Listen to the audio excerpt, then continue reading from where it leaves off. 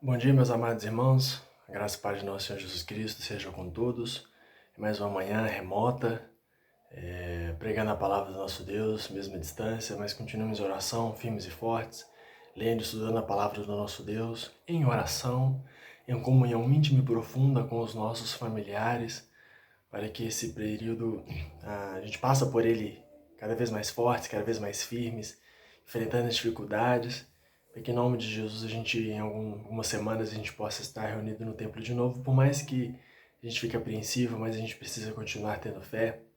E sobre fé, tanto hoje de manhã quanto logo mais à noite, eu quero levar a reflexão sobre o privilégio de repensar a nossa espiritualidade, de repensar as nossas crenças. Eu creio que sempre o cristão ele precisa estar pensando e refletindo e revendo sobre a sua fé, sobre aquilo que ele acredita, sobre se de fato ele está sendo fiel ao Senhor Deus, para não nos tornarmos religiosos, hipócritas, ou como, infelizmente, se tem muito em nosso país, aqueles que se dizem cristãos, se dizem evangélicos, e na verdade suas vidas, suas práticas, suas palavras demonstram o contrário. E em vários momentos na Bíblia, a gente vê religiosos que estavam longe de Deus e sua vontade. Talvez os fariseus são o grupo mais famoso, mas há vários outros. E se tratando do Antigo Testamento também, a gente vai ver mais uma passagem do Antigo Testamento hoje de manhã, onde aqueles que foram chamados para serem a diferença, para fazerem a diferença, até agiam em atos religiosos. Sua vida externa demonstrava muito a devoção para com a religião judaica, porém o coração estava longe de Deus. E esse é um risco que nós corremos hoje em dia, de ler a Bíblia, de se dizer evangélico, de ter o nosso nome no hall de membros de uma igreja, mas na verdade o nosso coração está se distanciando cada vez mais e mais de Deus. E por isso que essas reflexões elas são importantes e interessantes. E são nos momentos complicados que os servos de Deus demonstram a sua verdadeira fé. Lembrando que fé é confiança, saber que Deus vai fazer em nossas vidas e através delas o que for preciso e necessário, mas também é compromisso, que eu estou disposto a viver para Deus independente das circunstâncias. E são nesses momentos difíceis que estamos vivendo que Deus tem nos dado a oportunidade de repensar a nossa fé e nos desenvolvermos nele. Então, estou frisando, repetindo e relembrando que nós possamos aproveitar essa enorme oportunidade que Deus está nos dando. E eu queria refletir hoje no texto do Antigo Testamento, no livro de Zacarias, capítulo 7, versículos 1 a 6, onde o profeta, usado por Deus, fala ao povo que voltou do cativeiro da Babilônia, refletindo sobre os atos religiosos deles, que ao invés de serem para Deus, estavam parecendo para Deus, na verdade estavam sendo para eles mesmos. E é uma reflexão muito importante que a gente pode e deve fazer em nossas vidas. Zacarias capítulo 7, versículos 1 a 6, diz o seguinte: No quarto ano do rei Dario, veio a palavra do Senhor a Zacarias no dia quarto do nono mês, que é Quisleu. Quando de Betel foram enviados Sarezer e Regem-Meleque e seus homens para suplicarem o favor do Senhor, perguntaram aos sacerdotes que estavam na casa do Senhor dos Exércitos e aos profetas: Continuaremos nós a chorar com jejum no quinto mês, como temos feito por tantos anos? Então, a palavra do Senhor dos Exércitos me veio a mim dizendo: Fala a todo o povo desta terra e aos sacerdotes, quando jejuardes e pranteardes, no quinto e no sétimo mês, durante estes 70 anos, acaso foi para mim que jejuastes com efeito? Para mim? Versículo 6. Quando comeis e bebeis, não é para vós mesmos que comeis e bebeis?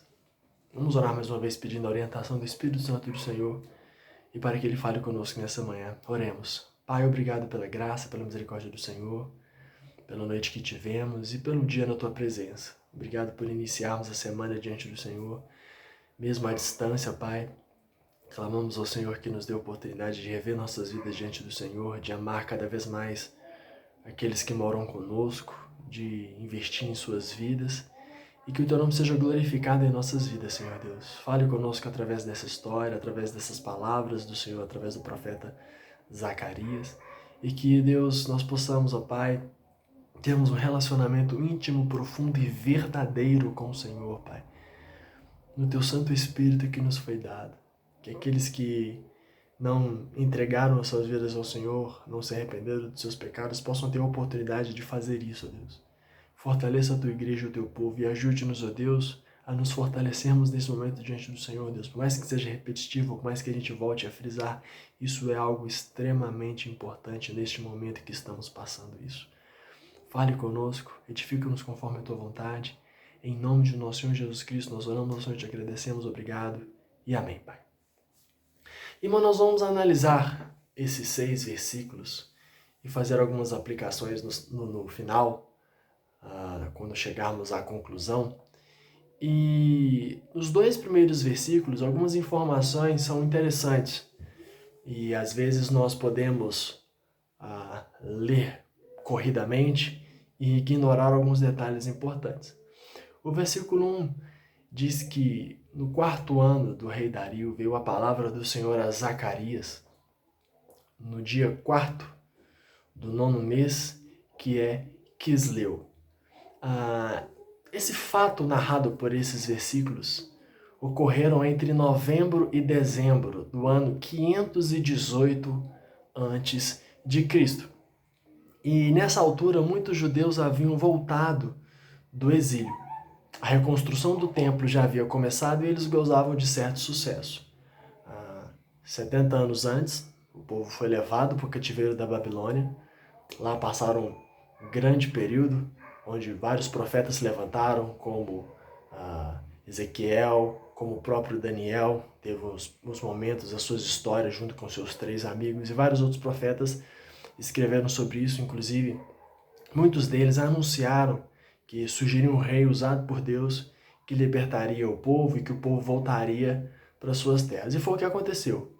70 anos depois, eles voltaram. Sobre essa volta e o que aconteceu, os livros de Neemias e Esdras narram muito bem os acontecimentos daquele fato. Então é importante a gente se localizar nas passagens bíblicas e nos textos bíblicos sobre o que a história está dizendo. E Zacarias, ele foi contemporâneo do profeta Ageu. O profeta Ageu, que em uma das suas principais acusações, ele fez exatamente os judeus pensarem e refletirem, pois eles estavam arrumando as suas casas na região da Judéia depois que eles voltaram do exílio, estavam satisfeitos com seus sucessos pessoais, porém o templo estava inacabado e ainda em ruínas. Se você ler principalmente o capítulo 1 do profeta Ageu, você vai perceber o profeta sendo usado por Deus e acusando aqueles homens de não exercerem o cuidado e o zelo pela vida espiritual da nação. E algo que o profeta Zacarias também fala, a gente percebe isso na sua carta e a gente vai perceber algumas nuances nesses versículos, é que os judeus eles estavam gozando de um certo sucesso e prestígio nessa volta para a Judéia. Eles estavam felizes por terem voltado, estavam começando os seus negócios, estavam começando a colocar a cidade de pé, porém estavam esquecendo, pelo menos da maneira como deveria, do privilégio de um relacionamento íntimo e profundo com o Deus de Israel, e é por isso que o profeta foi levantado para mostrar a eles os seus erros. E o versículo 2 nos diz que de Betel foram enviados, aí dizem esses nomes, né, o Sarezer e o Regem-Melec, que não necessariamente são nomes próprios, também podem significar títulos dessas pessoas e seus homens. Então foram um monte de homens, um bom número de homens, suplicarem o favor do Senhor. Essa é a expressão utilizada no final do versículo 2. E aí a gente vai perceber que esta súplica a favor do Senhor, na verdade, não estavam sendo a favor do Senhor. Estava sendo uma súplica em favor deles mesmos. Então é importante a gente se localizar, e aí é importante a gente não somente ler a Bíblia, mas entender a Bíblia. Se você tem uma Bíblia de estudos, você pode ler as notas de rodapé. Se você não tem, você pode pesquisar algumas referências, pode tirar dúvida com o seu professor de EBD via WhatsApp. Pode me procurar também, perguntar. E aí a importância da escola bíblica dominical para estar se inteirando dos contextos, dos versículos e das passagens bíblicas, dos personagens. Então, quando a gente voltar, que a gente possa valorizar cada vez mais o privilégio de estudar e de conhecer a palavra do nosso Deus. E sabendo que Ageu e Zacarias estavam pregando uma mensagem muito parecida, falando um linguajar muito próximo. O versículo 3 nos diz o seguinte, que perguntaram aos sacerdotes que estavam na casa do Senhor dos Exércitos e aos profetas. Eles estavam indo com a intenção de ouvirem a voz de Deus através dessas duas personalidades que falavam por Deus às pessoas, que eram os profetas e os sacerdotes. E a pergunta deles foi interessante. Eles perguntaram o seguinte: continuaremos nós a jejuar com jejum no 5º mês, como temos feito por tantos anos? Esse jejum que eles estavam dizendo aqui, ele ocorria em memória do aniversário da destruição do Templo de Jerusalém, que ocorreu 70 anos antes. Essa destruição está narrada lá em 2 Reis, capítulo 25, versos 8 e 9, logo no finalzinho de Reis, onde a divisão do reino, tanto do norte quanto do sul, estava uma situação extremamente deplorável. A Samaria já tinha sido levada com o reino de Judá, com o reino do norte, e o reino do sul estava sofrendo cerco até que Nabucodonosor veio e destruiu completamente, destruiu a cidade, destruiu o templo e levou cativo boa parte dos judeus daquela época. Então, era uma memória, um lembrete que eles estavam trazendo à memória do juízo de Deus para o povo na época. E como havia recomeçado a construção do templo, o povo queria saber se era necessário continuar com as práticas desse jejum. Então eles estavam buscando a Deus. Nós devemos continuar fazendo jejum em memória ao que aconteceu 70 anos atrás, debruçando as nossas vidas diante do Senhor em penitência. E a gente pode imaginar o quão fiéis eles eram ao Senhor, o quanto eles amavam Israel e o quanto eles estavam preocupados com o templo, zelosos com o templo.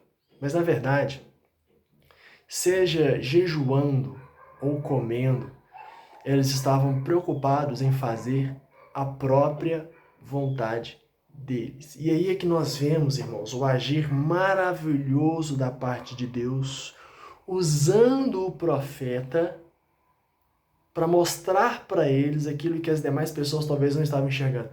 Porque ao se aproximarem dos sacerdotes e dos profetas, perguntando se devem continuar a jejuar, uma pessoa simplesmente com o olhar humano, mundano, secular, carnal, pode olhar para esses homens e dizer o seguinte: uau, que homens espirituais, como esses homens são tementes a Deus, como eles amam Jerusalém, como eles estão preocupados com o templo.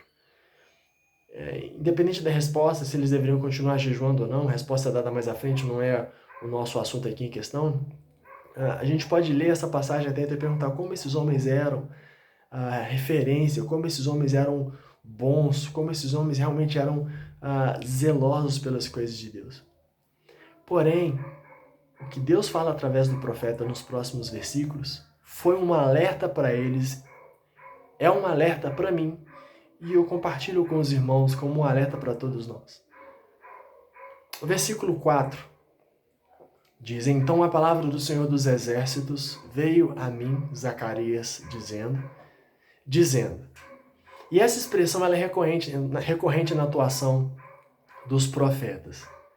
Os profetas só são importantes pela palavra de Deus neles e através da vida deles. E aí neste momento eu abro um parêntese para dizer que assim deve ser conosco. Nós não somos completa e absolutamente nada se temos um mínimo de valor e de importância por aquilo que Deus é em nós e através de nós. Então nós não devemos nos achar importantes pelo simples fato de sermos servos de Deus. Muito pelo contrário. Nós somos nada, completamente nada, Ele em nós e através de nós é tudo, irmãos. E é por isso que os profetas, os verdadeiros profetas do Antigo Testamento, foram importantes. Pelo agir de Deus na vida deles e através da vida deles. Então essa frase, por mais que ela seja batida, por mais que a gente leia ela várias vezes e repete, às vezes passa o olho correndo, então a palavra do Senhor dos Exércitos me veio a mim dizendo. A principal ação do profeta, a principal ação do servo e da serva de Deus, está não naquilo que ele faz, não naquilo que ele fala, mas naquilo que Deus fala e faz nele e através dele. Então, isso é extremamente relevante. Por mais que o evangelicalismo que tem sido pregado ultimamente fala que nós somos importantes, que nós somos especiais, em nós mesmos nós não somos. Deus em nós é que faz a obra. É como se fôssemos um aparelho eletrônico ligado à tomada. Se tirar o aparelho da tomada ou se cortar a energia, esse aparelho ele perde a sua inutilidade. Ele pode ser usado como um apetrecho decorativo, mas ele perde a sua energia e a sua força. Da mesma maneira, nós precisamos estar plugados em Deus, cercados pela energia de Deus, pois só ela em nós e através de nós é que vai nos dar o potencial que nós devemos ter quando nós somos criados. Deus nos criou para um relacionamento íntimo e profundo com Ele. E as pessoas dos profetas nos mostram o ideal de Deus através dos seus servos.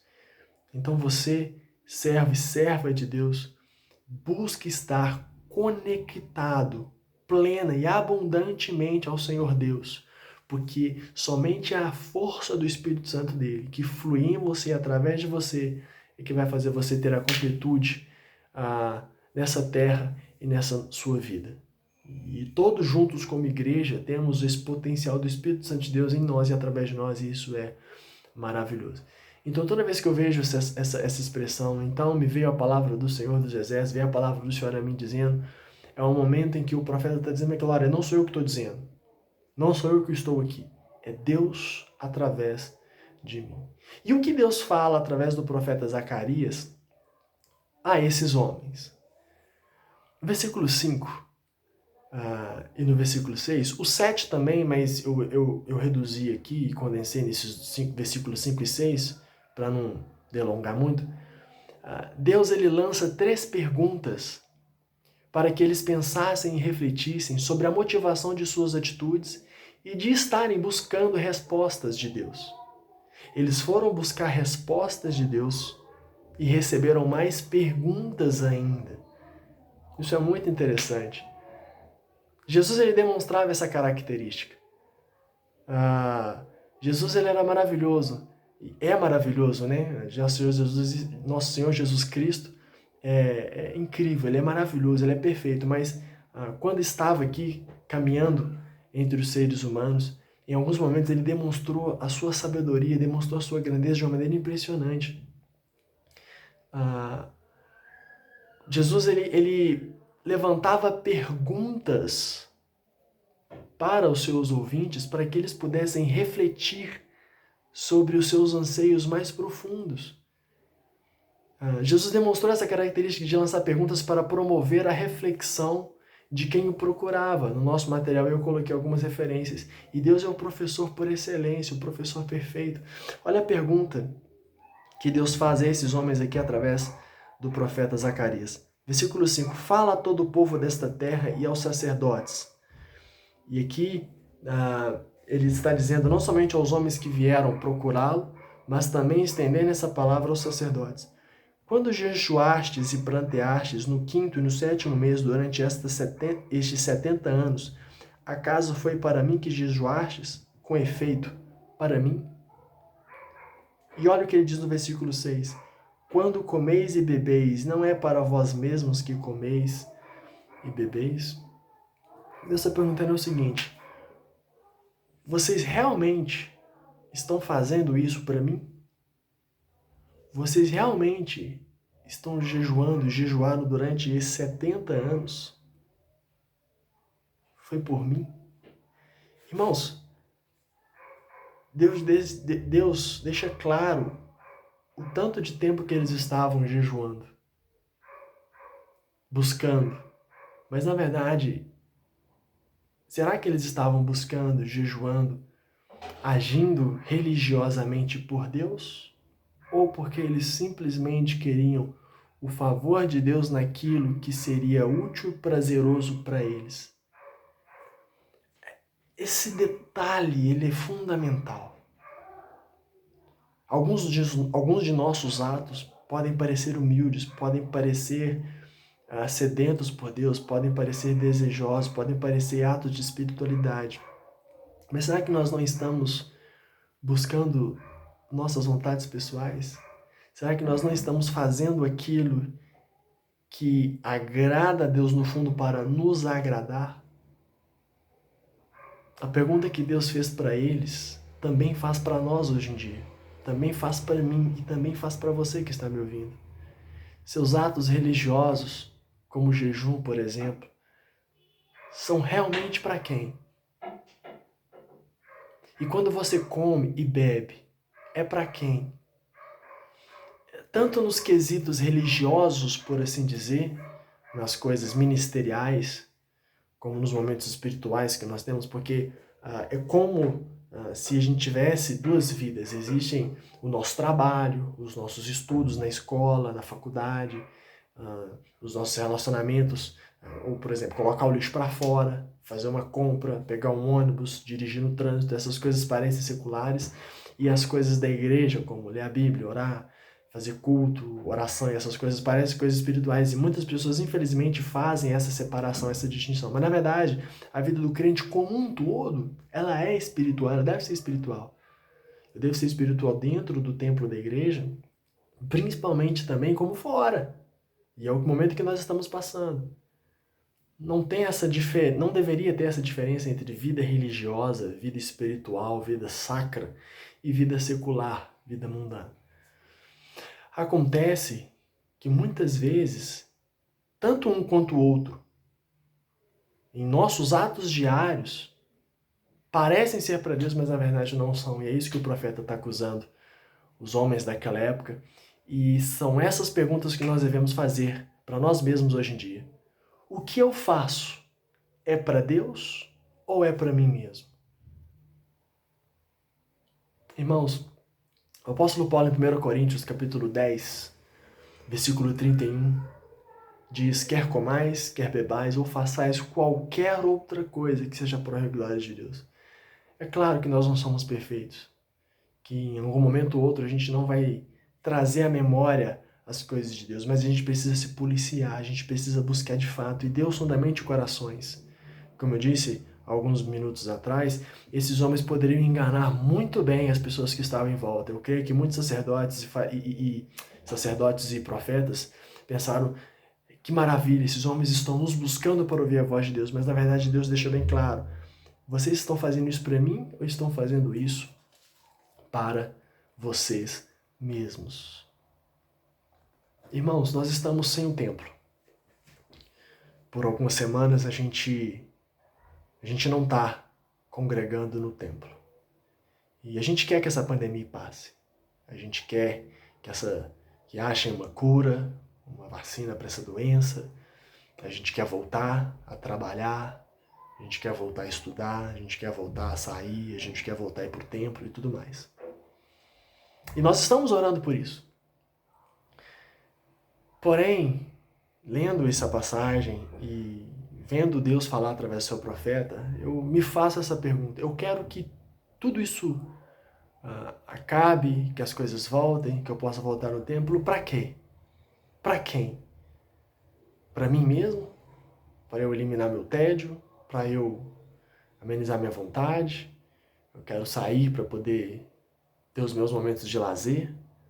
Ou realmente eu faço para Deus? Quando eu jejuo, quando eu faço um jejum, quando eu faço um propósito, eu simplesmente quero me aproximar de Deus, eu quero glorificar o Senhor, ou eu quero simplesmente que Ele me dê aquilo que eu quero que Ele me dê?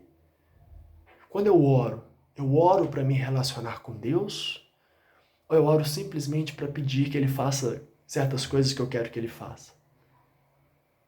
Eu sou crente, eu sou fiel. na igreja, no templo, no dízimo, nas ofertas, porque eu quero glorificar o Senhor e viver para Ele, ou eu quero simplesmente que Ele me abençoe de volta? Irmãos, a diferença é sutil e Deus tem nos dado a oportunidade de refletir isso.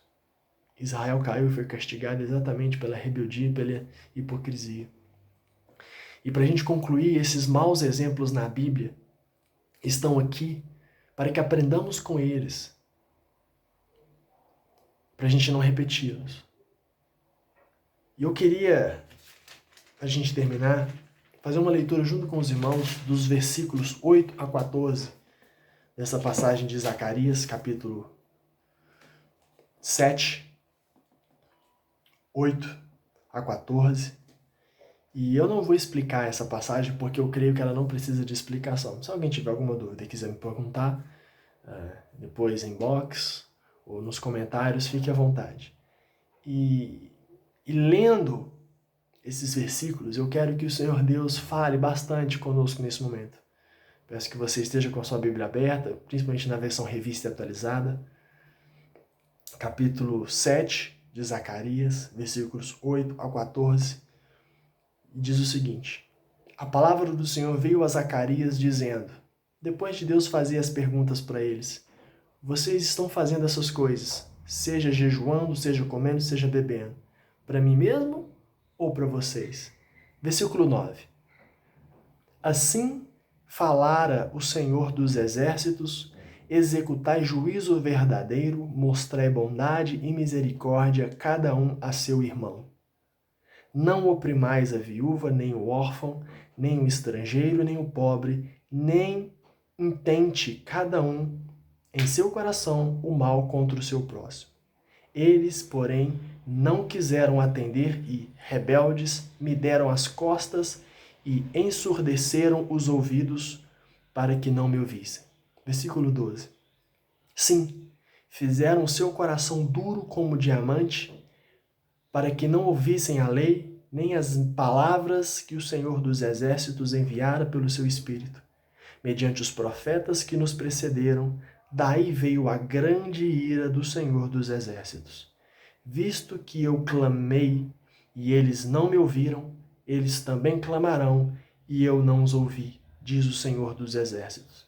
Espalhei-os com um turbilhão por entre todas as nações que eles não conheceram, e a terra foi assolada atrás deles, de sorte que ninguém passava por ela, nem voltava, porque da terra desejável fizeram uma desolação. Não faça como fizeram no versículo 11.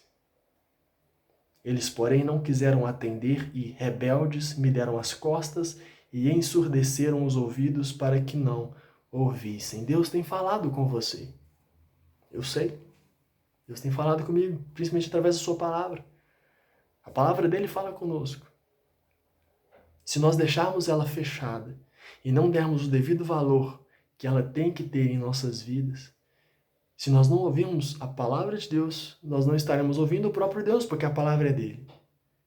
Deus tem te falado que você precisa mudar no relacionamento na sua casa, nas coisas do seu trabalho, nas coisas dos seus estudos, na sua disciplina pessoal diária. Deus tem falado com você. Não faça como eles fizeram no versículo 11. Não baixe a guarda. Busque ser fiel ao Senhor. Não seja rebelde. Que você possa passar a fazer todas as coisas, dormir, acordar, ter todo o seu cotidiano voltado para as coisas de Deus. Busque ao Senhor enquanto se pode achar. Que Ele te abençoe com essa palavra, onde quer que você esteja. E vamos orar para que nós possamos verdadeiramente sermos fiéis ao Senhor de acordo com a vontade dEle. Pai, obrigado, Senhor Deus, por essa manhã diante do Senhor. Pela graça e pela misericórdia do Senhor e pelas palavras do profeta Zacarias. Aos homens daquela época, mas essas palavras servem para nós hoje. Que possamos refletir, ó Deus. A nossa vida está sendo para o Senhor ou para nós mesmos? Que possamos, ó Deus, nos arrepender dos nossos erros e pecados. Clamamos que o Espírito Santo do Senhor, ó Deus, complete e ministre em nossos corações o que foi dito. E esta manhã, sabemos que os dias têm sido difíceis para todos nós, mas é uma oportunidade que o Senhor tem nos dado de crescer no Senhor, de nos aproximarmos de Ti e de rever a nossa fidelidade contigo. Obrigado, consagramos nossas vidas e essa manhã nas Tuas mãos e esse dia também. Em nome de Jesus, obrigado e amém, Deus. Obrigado, irmãos. Excelente manhã e domingo a todos e que Deus nos abençoe.